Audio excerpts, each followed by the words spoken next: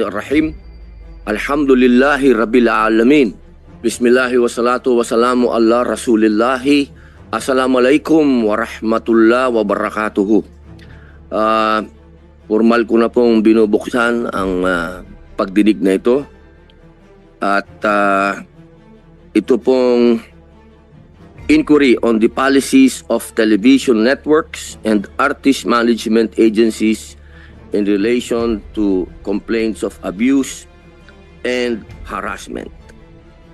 Ito po, ngayong araw na ito, nakatakda po na magkaroon pa tayo ng mga panauhin na magbibigay po ng kanilang mga karanasan at mga reklamo sa mga individual, sa mga tao na nagtatrabaho din po sa mga network. Sa amin pong pag-uusap, sa amin pong pagkasunduan, nagpasya po kami na cancelin lahat ang mga panauhin na ito. Sapagkat sa amin pong pagpupulong ng aking patawagin po nating battery of lawyers, kasi hindi naman po ako lawyer, hindi din naman po ako liar, pero hindi po ako nagpapanggap.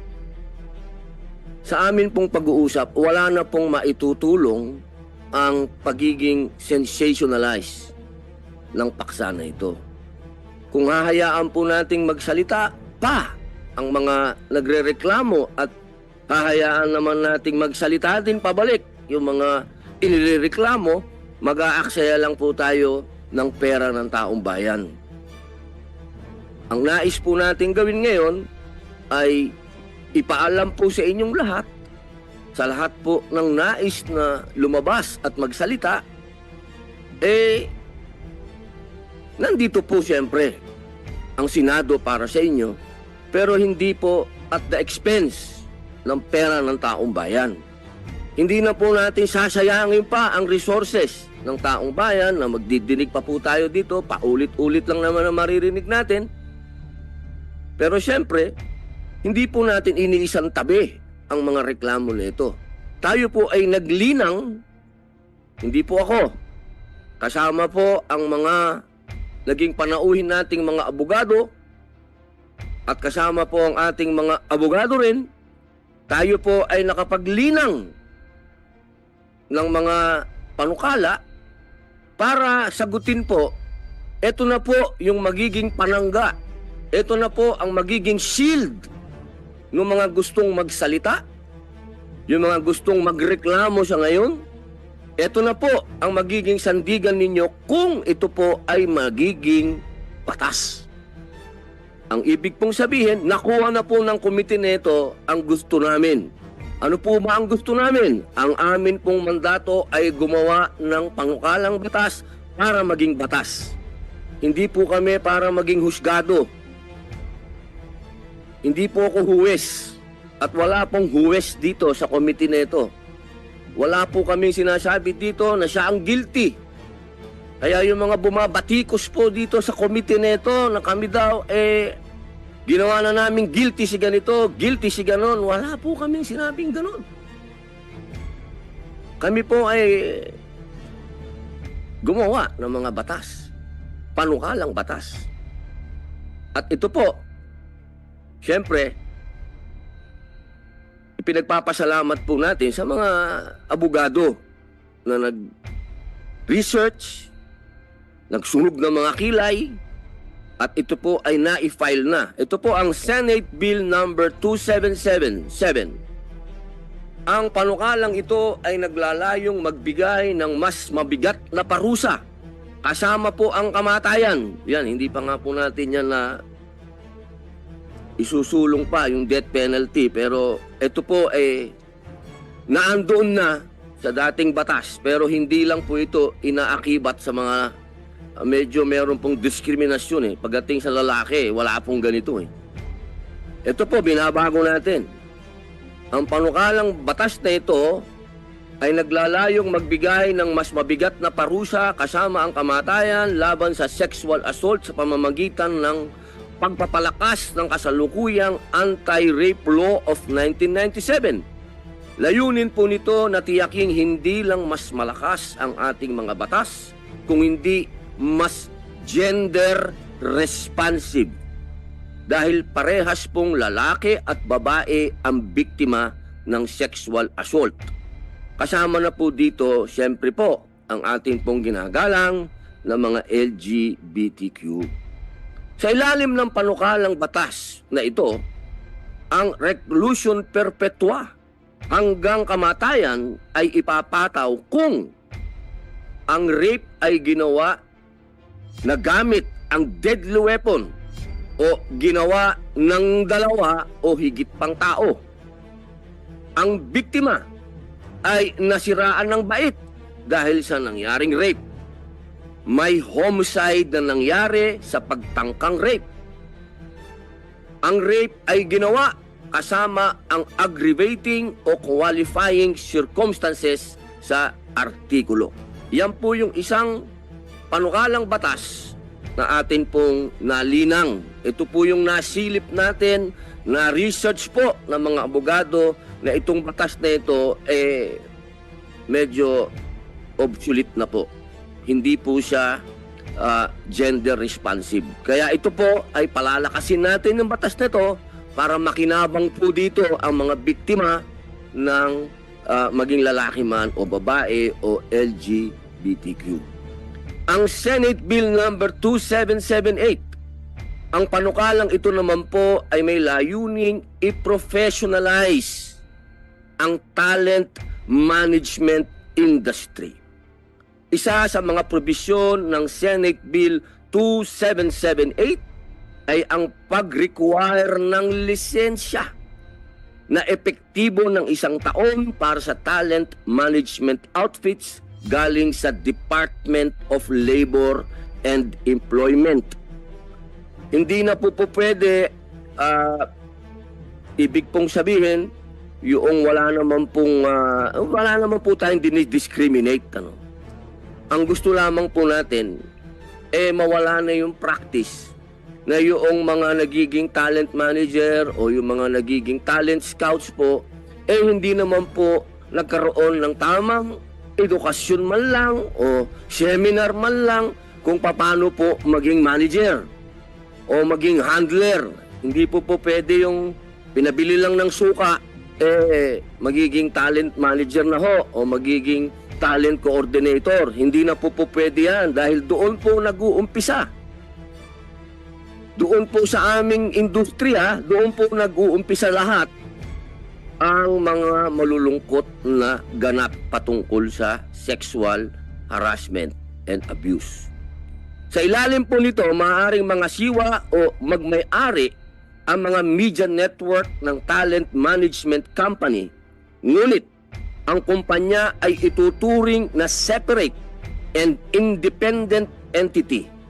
Ang media network rin po ay mananagot na magbayad ng danyos kung ang talent manager, kung saan ito may kontrata, regular employee man siya o hindi, ay na-convict ng rape, sexual assault, sexual harassment o violence. Ibig pong sabihin, meron na pong obligasyon ang media network po na mananagot din po sila na magbayad ng danyos. Opo, hindi po pwede na wala pong damages. Hindi po pwede na ang media network ay hindi po wala silang parte kung yung pong inireklamo ay makonvict. Ito po, ito po yung pangatlo. Senate Bill number 2810. Ang panukalang ito ay naglalayong taasan ang mga multa sa mga lalabag sa sinasaad ng Safe Spaces Act or the Bawal Bastos Law. Ito po'y binasa ko, napakaganda po ng batas na ito. Habang binabasa ko po ito, ako ay talagang, wala naman po akong ibig sabihin, pero napakalapit nito sa mga katuruan sa sa Islam yung distansya, bawal mo nang tingnan, bawal mong hawakan. Nakakatuwa lang po, ay iniimbita ko po ang mga taong bayan natin. Basahin niyo po ito. Talagang ito, kailangan po nating malaman ito dahil bawal na po si Casanova ngayon. Alam niyo, yung may mga naging practice po. Hindi lang po ito practice ng mga kalalakihan, ano? Pati po ang kababaihan, meron na po talagang nakasanayan. Dahil sa, alam nyo, ang henerasyon natin, iba't iba umiikot ang henerasyon. Ang henerasyon ngayon, iba na sa henerasyon namin. Marami doon sa henerasyon namin na hindi mo na pwedeng gawin ngayon. Dahil lalabag ka na rito sa batas na ito. Kaya dapat po magkaroon tayo ng malawakang pagpapaliwanag dito sa batas na ito. Ito po ay tugon natin sa mga pahayag at patotoo na hindi iniinda ng mga kumpanya ang maliliit na halaga ng multa na nakasaad sa ating kasalukuyang batas. Nagdagdag din po tayo ng exemplary damages mula sa mga employer kung magkakaroon ng conviction sa mga nakasuhan ng harassment sa lugar ng trabaho. Kasalukuyan po ay binubusisi rin po namin ang posibilidad ng pagpapataw ng danyos sa mga employer ayon sa law on torts. Bukod po rito, patuloy ang aming pakikiugnayan sa kagawaran ng hustisya upang mapag-aralan po ang maaaring pagbabago sa ating revised penal code na nabuo pa noong 1930s. Gayon din po sa ating Family Code of 1988. Ito po yung sinasabi ng maraming kababayan natin, bakit daw po tayo napunta na dito sa Revised Penal Code at sa Family Code. Alam niyo po, hindi po tayo pwedeng pagka nababanggit itong mga code nito, hindi po natin to pwedeng isawalang bahala. Dahil ito pong mga code nito, ito po ay dito pa rin. Nagbabase ang ating mga huwes. Kung ito po ay ginawa pa noong 1930s, may goodness naman, no? Mag 100 years na po ito. Ilang taon na lang. Siguro naman, obvious naman po na dapat na po natin ito talagang bisitahin muli. At yung mga nakasaad po dito, pag-retire rin na po natin. Gumawa na po tayo ng mga bagong penal code at family code. Natutugma po yan sa panahon natin ngayon. Alam nyo, nakakatawang isipin na pinagtatalunan ito hanggang sa ngayon kung kailan babaguhin ito. Pambihira naman, no? Gustong-gusto nating umusad pero ang tagal nating magbago. Pero maganda naman ang balita dahil ang sabi po ng DOJ nung kausap natin sila, meron na pong mga hakbang para itong mga code na ito makasabay na po sa panahon ngayon. Nakakalungkot pong isipin pero naniniwala po ako na nakapag-commit sa atin ang DOJ na makikipagtulungan po sa ating opisina para magawa po natin ng pinakamabilis na ito pong mga code na ito ay mabago. At siyempre po naman, bilang panghuli, tayo po ay nagpapasalamat din sa Office of the Court Administrator po ito ng Supreme Court. Sapagkat napag-usapan din po natin ng pagdinig na pag-aaralan po nila na magkaroon ng korte. Particular po na tatalakay sa mga kaso ng sexual harassment doon po sa workplace. Yun po ang ating pakiusap sa kanila dahil sa ating pong paniwala. Yan pong sexual harassment, pagka ginawa mo yan, halimbawa nangyari yan sa isang lugar na pinairal nung nakatataas ang kanyang kapangyarihan para puwersahin ang isang tao, labagin ang karapatan ng isang tao, morally, physically, lahat na sexual palagay ko po yung isang bagay na yan ay pwedeng pag-umpisahan talaga ng mental health problem. Kaya hindi po ito dapat patagalin. Pag ito ay nagkaroon ng kaso, kailangan po desisyonan kagad. Hindi po ito pwedeng isa po yan sa mga dahilan kung bakit kami nag-cancel ng mga bisita po namin ngayon, sapagkat sa kadahilan ng yung iba pong kaso medyo may katagalan na po. Ang hirap na pong ipangako sa kanila na meron pa po tayong magagawa dahil wala naman po tayong, marami po tayong mga batas na dapat, panukalang batas na dapat isulong sa pangyayaring ito. Para po yung mga katulad po niyan, ng mga cold case, yung mga tinatawag na matagal nang nangyari, ngayon bubuksan, ngayon irereklamo yung isang tao, yung inireklamo meron ng pamilya o yung inireklamo, mapakabigat po ng usapin nito. Pinagmumulan po siya ng napakadaming, nagiging sensationalized po siya. Kaya nagdesisyon po kami na ito na lang. Meron na tayong mga batas na panukalang batas, ito na. Igawin na natin to, i-file na natin ito at mapunta sa mga komite katulad ng Committee on Justice o mapag-aralan doon para maging batas at mapigil na po kung ano man yung mga mangyayari pa. Yung mga nangyari na ng matagal na, tingnan po natin kung anong panukalang batas ang pwede nating malinang para maharap po yung mga reklamo at mga karanasan nitong mga taong gustong magsalita ngayon.